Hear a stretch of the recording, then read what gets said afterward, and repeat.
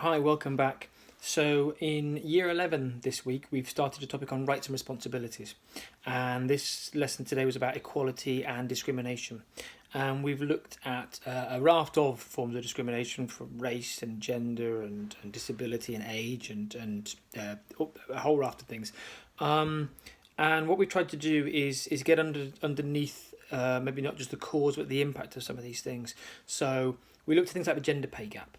Now, there's been a lot of reporting of the gender pay gap, and you've seen things like headlines that Ryanair have this shocking gender pay gap of 75% difference between their male and female employees. But then we pointed out that the men are the pilots. And so we said, well, is this discrimination in pay? Is it discrimination in recruitment?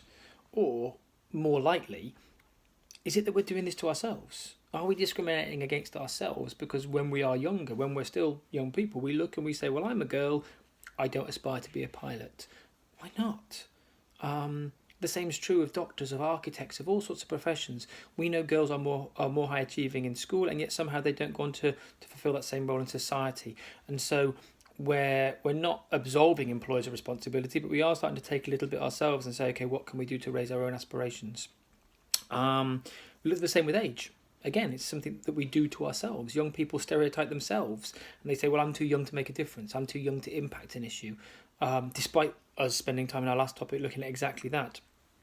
So again, it's just trying to remind them that it's not enough to look at legislation. We looked at the Human Rights Act, we looked at the Equalities Act, we talked about the European Convention. All these laws protect our rights, but actually this is about responsibilities as well.